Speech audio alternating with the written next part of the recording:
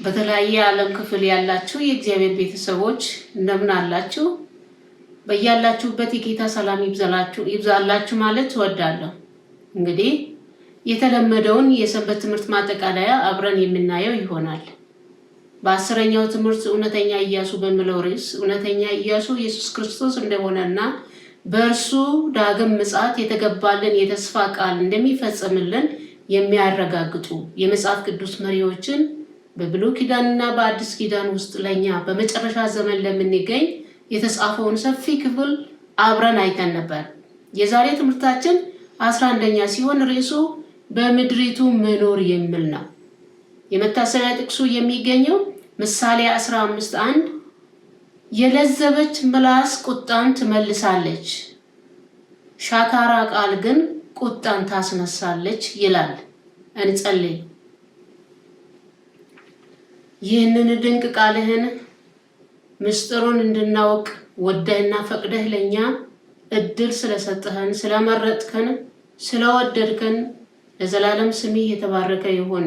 በሰማይ የምትኖር አባታችን ሆይ በዚህን ሰዓት ይህንን ቃል እንድታስተምረን በመንፈስ ቅዱስ እንድትመረን ያንተን መገኘት እንፈልጋለን።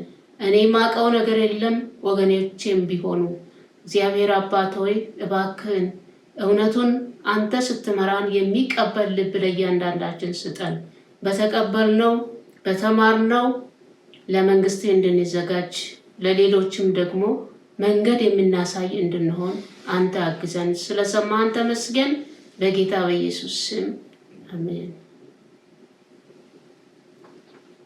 ወደ ዝርዝር ሐሳቡ ስንገባ የእስራኤል ልጆች ዮርዳኖስን ተሻግረው ወደ ከነዓን ከገቡ በኋላ በዚያች ምድር ሲኖሩ ሳለ በመካከላቸው ተፈጥሮ የነበሩ አለመግባባቶችንና ጥርጣሬዎችን እንዴት ባለ መንገድ እንደፈቱና እግዚአብሔርን እንዴት እንዳገለገሉ የምናይ ይሆናል። ከእስራኤል ልጆች የሮቤል የጋድና የምናሴ እኩሌታ የሆኑ ነገዶች በዮርዳኖስ ምስራቃዊ በኩል ርስታቸውን ወስደው በነበረ ጊዜ ቀድሞ በሙሴ አሁን በኢያሱ በታዘዙት ትእዛዝ መሰረት ሚስቶቻቸውንና ልጆቻቸውን ጥለው ከወንድሞቻቸው ጋር ዮርዳኖስን በመሻገር ወንድሞቻቸው ርስታቸውን ተከፋፍለው እስከሚጨርሱ ድረስ ለ6 እና ለ7 ዓመታት ያክል ከሌላ ጎሳ የሚመጣባቸውን ጥቃት በመከላከል አገልግለው ነበር። ለነዚህ ታማኝና ቁርጠኛ ወገኖች ኢያሱ የተናገረው ምስክርነት በኢያሱ 22 ከ2 ጀምሮ ያለውን ማንበብ እንችላለን። እንዲህ ይላል፣ የእግዚአብሔር ባሪያ ሙሴ ያዘዛችሁን ሁሉ ጠብቃችኋል፣ እኔም ላዘዝኋችሁ ነገር ሁሉ ታዛችኋል። ይህን ያክል ብዙ ጊዜ ወንድሞቻችሁን አልተዋችሁም፣ የአምላካችሁንም የእግዚአብሔርን ትእዛዝ ጠብቃችኋል በማለት ለአገልግሎታቸው ዕውቅና ሲሰጥ ይደመጣል። በተጨማሪም እንዲህ ይላል፣ አሁንም አምላካችሁ እግዚአብሔር እንደተናገራቸው ወንድሞቻችሁን አሳርፏቸዋልና አሁን እንግዲህ ተመለሱ፣ ወደ ቤታችሁና የእግዚአብሔር ባሪያ ሙሴ በዮርዳኖስ ማዶ ወደ ሰጣችሁ ወደ ርስታችሁ ምድር ሂዱ። ብቻ የእግዚአብሔር ባሪያ ሙሴ ያዘዛችሁን ትእዛዙንና ሕጉን ታደርጉ ዘንድ አምላካችሁን እግዚአብሔርን ትወዱ ዘንድ መንገዱንም ሁሉ ትሄዱ ዘንድ ትእዛዙንም ትጠብቁ ዘንድ ከእርሱም ጋር ትጠጉ ዘንድ በፍጹም ልባችሁ በፍጹምም ነፍሳችሁ ታመልኩት ዘንድ ተጠንቀቁ ብሎ ኢያሱ መረቃቸው፣ ሰደዳቸውም፣ ወደ ቤታቸውም ሄዱ ይላል። እንግዲህ እነዚህ ነገሮች ለወንድሞቻቸው የነበራቸው ቁርጠኝነት ያ ብቻ ሳይሆን እግዚአብሔርን እንዳገለገሉና ትእዛዙንም እንደጠበቁ መስክሮ ምን አለ? በሕይወታቸው ሁሉ ለይሖዋ ታማኝ ሆነው እንዲቀጥሉ በማበረታታት ምን አለ? ልዩ የሆነ ምስክርነትን እንደገና አጠናክሮ ሰጣቸው። እኛ የዛሬ ክርስቲያኖች ስለ እርስ በርሳችን የምንጸልይ ቢሆን አንድነትን ለመፍጠር ደግሞ መስዋዕትነትን የምንከፍል ቢሆን ኖሮ እግዚአብሔር በሕይወታችን እንዴት ደስ በተሰኘና ምስክርነትን ባገኘን ነበር። ጳውሎስ በቆላስይስ 3:23 እንዲህ ይላል፣ ለሰው ሳይሆን ለጌታ እንደምታደርጉ የምታደርጉትን ሁሉ በትጋት አድርጉ ይላል። ሌላው እንግዳ ነገር አለ። በዮርዳኖስ ምስራቃዊ በኩል የቀሩ የእስራኤል ነገዶች ለወንድሞቻቸው ለብዙ ጊዜ መልካም ነገር ያድርጉ እንጂ መሪዎቻቸውን ሳያማክሩ ለአምላካቸው የሰሩት አዲሱ መሠዊያ በምዕራባዊ በኩል በሰፈሩት የእስራኤል ነገዶች ዘንድ ወሬው ሲሰማ ትልቅ ቁጣን ቀሰቀሰ። ይህ እንግዲህ አንዳንድ ጊዜ መሪዎቻችን ከፊታችን እያሉ ምንም ሳናማክራቸው በራሳችን በፈቃዳችን የምናደርጋቸው ነገሮች በክርስቲያኖች መካከል አብረን በምንኖረው ማህበረሰብ መካከል ችግርን ይፈጥራል። ስለዚህ ከላይ ያሉትን ደግሞ ከእግዚአብሔር በታች ሆነው የሚመሩትን ማየት ያስፈልጋል። ከዚህም የተነሳ ስለ ነገሩ ምንም ሳያጣሩ ልጆቻቸውንና ሚስቶቻቸውን ጥለው እነርሱን ያገለገሉ ወንድሞቻቸው ላይ ወዲያው ክስ አቀረቡ። እንደውም ሊወጓቸው እንደተነሳሱ ሰንበት ትምህርቱ ያስቀምጣል። አንዳንድ ጊዜ በቤተ ክርስቲያን ወይም በህብረተሰብ የተፈጠረውን ስህተት ሳናጣራ የከፋ አቋም ለመውሰድ ስንቸኩል እግዚአብሔርን እኛንና ሌሎችን ልንጎዳ እንችላለንና መረጋጋትና ነገሮችን በትዕግስት ማጥናት እጅግ አስፈላጊ ነው። ኢየሱስ ክርስቶስ በምድር በነበረ ጊዜ በዮሐንስ 7:24 ላይ ምን አለ? ቅን ፍርድ ፍረዱ እንጂ በመልክ አትፍረዱ በማለት ለአይሁድ ሰዎች ተናግሮ የነበረ ለሁሉም ሰው የሚያገለግል ቃል ነው፣ ለሁላችንም። በዚህ መሰረት እኛም የተረጋጋን ትዕግስት የተላበስን የክርስቶስ ልጆች መሆን አለብን። ወደ ዮርዳኖስ የተሻገሩ የእስራኤል ነገዶች የተሰራው መሠዊያ ዓላማውን የሚመረምሩ ቡድኖችን የካህኑ አሮን የልጅ ልጅ ፊንሐስን መሪ አድርገው ወደ ሮቤል፣ ጋድና የምናሴ እኩሌታ ነገዶች ዘንድ ከየቤተሰቡም መሪ የሆኑትን ጭምር ላኳቸው ይላል ትምህርቱ። ይህ ፊንሐስ ማን ነው? እነዚህን ሰዎች መርቶ ወንድሞቹ ጋር የሚሄደው ማን ነው? የካህኑ የፊንሐስ ታሪክ ለየት ይላል።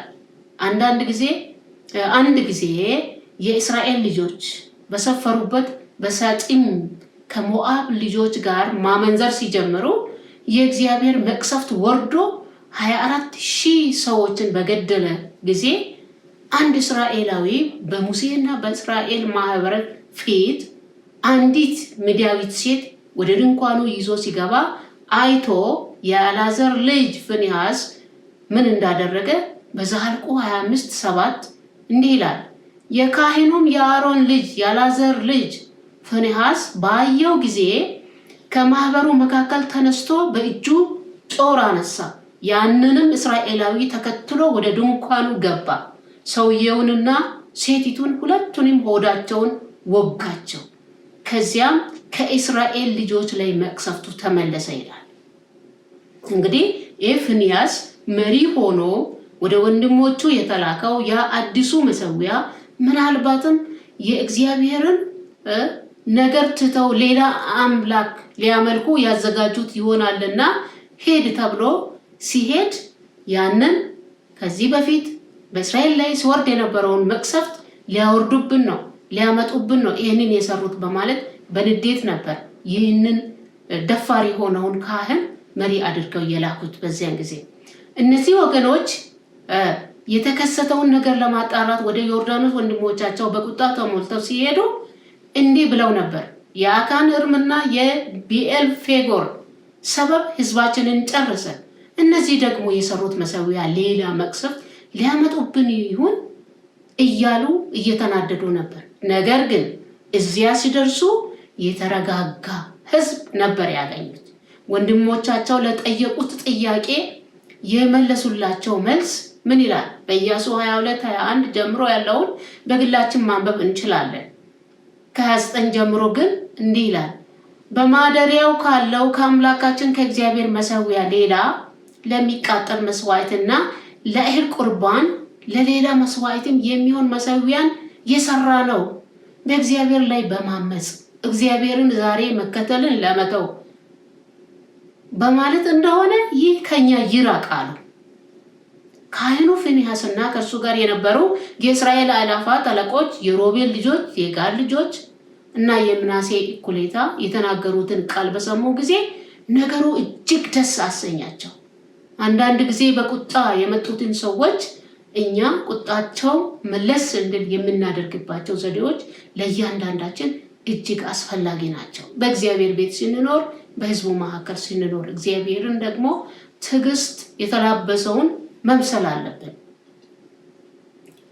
የካህኑም የአልዓዛር ልጅ ፊንሐስ ለሮቤል ለጋድና ለምናሴ ልጆች ይህን መተላለፍ በእግዚአብሔር ላይ አላደረጋችሁምና እግዚአብሔር በመካከላችን እንዳለ ዛሬ እናውቃለን። አሁን የእስራኤልን ልጆች ከእግዚአብሔር እጅ አድናቸዋል አላቸው። በመጨረሻም የሮቤልን የጋድና የምናሴ ልጆች እግዚአብሔር አምላክ እንደሆነ ይህ በመካከላችን ምስክር ነው ስሉ መሰዊያውንም ምስክር ብለው ጠሩት ይላል። እንግዲህ ይህ የለዘበ ምላስ በመግቢያ ላይ እንዳነበብነው ምሳሌ 15:1 ላይ እጅግ መልካም የሆነውን ነገር ሰራላቸው ለሁለቱም ወገኖች። የለዘበች ምላስ ቁጣን ትመልሳለች፣ ሸካራ ቃል ግን ቁጣን ይቀሰቅሳል። ይህንን ዛሬ እኛ ሁላችን ለራሳችን ልንጠቀመው የሚገባ የእግዚአብሔር ቃል ነው። ይህንን ለራሴ አድርጌ አላውቅም። እያንዳንዳችን ደግሞ እናስብበት። ከዛሬ ትምህርታችን ያገኘ ነው የቃሉ እውነት በእውነት ምን ይመስላል? ክርስቲያን የሆንን ሁላችን በመካከላችን አለመግባባቶች ሲከሰቱ መነጋገርና ለችግሩ መፍትሄ ማግኘት፣ ለነገሮች በችኮላ ወደ ፍርድ ከመሄዳችን ነገሩን በማጣራት አንድነትን ለመፍጠር መስዋዕትነትን መክፈልና በውሸት ይሁን በእውነት ለተከሰስንበት ጉዳዮች እንኳ ቢሆን ቁጣን የሚመልስ መልስ መስጠትና በተገኘው ውጤት ሰላምን ፈጥሮ እግዚአብሔርን እያከበሩ መኖር እንደሚያስፈልግ ነበር የተማርነው። ይህንንም ስትከታተሉ የነበራችሁ ጌታ አብዝቶ ይባርካችሁ። በሚቀጥለው ጊዜ በሌላ ርዕስ እስከምንገናኝ ድረስ የጌታ ጸጋ ይብዛልን። አሜን። እንጸልይ።